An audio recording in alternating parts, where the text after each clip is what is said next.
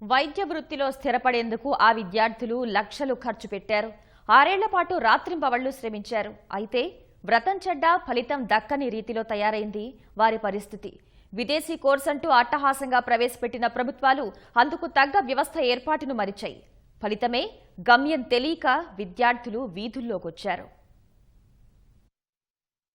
MBBS seat దొరక్క, వైద్య వృత్తిపై ఆశ తీరక ఫార్మా డి కోర్సులో చేరిన విద్యార్థుల భవిష్యత్తు అగమ్యగోచరంగా తయారైంది.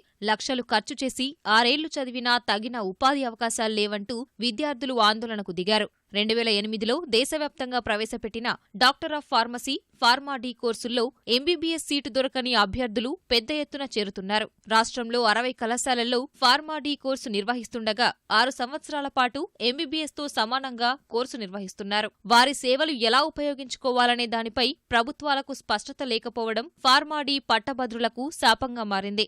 మాకు చాలా దయనీయంగా ఉంది పరిస్థితి. పేరెంట్స్ దాదాపు 10 నుంచి 15 లక్షలు కాలేజీ దాన్ని బట్టి పెట్టి వాళ్ళు ఇప్పుడు బయటకు వచ్చిన తర్వాత 10,000కి 12,000కి పని చేయాలంటే స్టూడెంట్స్కి అనేది మనసు ఒప్పట్లేదు. జస్ట్ 10,000కో 15,000కో క్లినికల్ ఫార్మసిస్టులుగా హైదరాబాద్ అపోలో ఇట్లాంటి దానిలో పని చేస్తున్నారు అనమాట. ఇది ఫారిన్ కోర్స్. అక్కడ ఫారిన్ కోర్సులో వాళ్ళకి ఈ కోర్సుకి జాబ్ ఆపర్చునిటీ చాలా ప్రొవైడ్ చేస్తున్నారు సార్. కానీ మన ఇండియాలో ఈ జాబ్ ఆపర్చునిటీస్ ప్రొవైడ్ చేయడానికి లాగింగ్ ఉంది సార్. గవర్నమెంట్కి తెలిసి మాకు కూడా కొద్దిగా జాబ్ ఆపర్చునిటీస్ ప్రొవైడ్ చేసి మా పేరెంట్స్ కళ్ళని మేము సాకారం చేయాలని కోరుకుంటున్నాం సార్. ఇంట్రడ్యూస్ అయింది, సిలబస్ రిలీజ్ చేశారు, కానీ ఈ కోర్స్కి పర్టికులర్ అవుట్కమ్స్ లేవు, పర్టికులర్ ఆబ్జెక్టివ్స్ కూడా లేదు సార్. అసలు అవుట్కమ్స్ ఉంటేనే ఒక జాబ్ అనేది, ప్రొఫెషన్ అనేది ఉంటుంది కదండి సార్. మాకంటూ స్పెసిఫిక్ జాబ్ ఏది లేదు సార్ ఇప్పటి వరకు.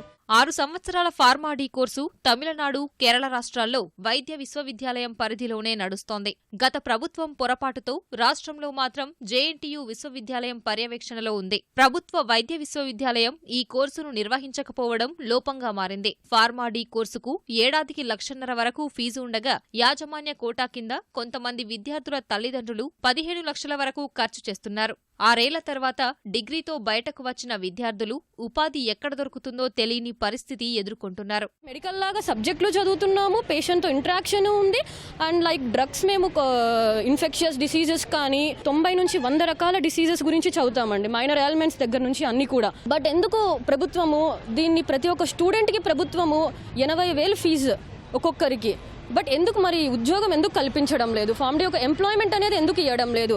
అసలు ఎంసీఐ కింద లేదండి, పీసీఐ కింద మాత్రమే ఉంది. ఇంకా ఎంసీఐలోకి తీసుకోలేదు మమ్మల్ని. యాక్చువల్గా అయితే ఎంసీఐ వాళ్ళు తీసుకోవాలి డాక్టర్ ఆఫ్ ఫార్మసీ అనేది. ఇప్పుడు ఫార్మసీ కిందనే ఇది ఉంది. మీరు ఉన్నారు అసలు అన్ని మన మంత్రి గారు అన్నారు.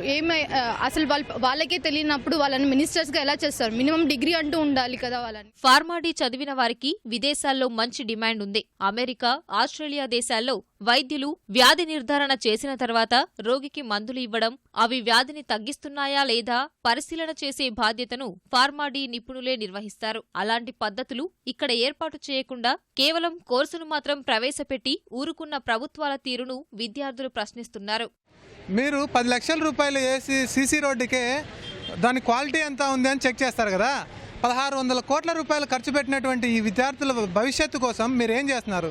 ఈ 1,600 కోట్లను ఈ దేశంలో ఉన్నటువంటి ప్రజల ఆరోగ్యం మీద మీరు ఏ విధంగా దీన్ని ఉపయోగించుకుంటున్నారు అనేది మీకే ప్రశ్న వేయడం జరుగుతుంది. Corporate sectors require PharmD and description also they are in need of PharmD only, so their intake is more. But అలాగా ఎస్టాబ్లిష్మెంట్ సౌత్ ఇండియాలో రాలేదని చెప్పండి, నేను ఒప్పుకుంటాను. నార్త్ ఇండియాలో ఉంది సార్. ఫార్మా డి పట్టభద్రుల సేవలు అందుబాటులోకి తెచ్చేలా కేంద్ర రాష్ట్ర ప్రభుత్వాలు నిర్ణయం తీసుకుంటే రోగులకు కొత్త తరహా సేవలు అందుబాటులోకి వస్తాయి. వైద్యులపైన పనిభారం తగ్గుతుందని నిపుణులు చెబుతున్నారు.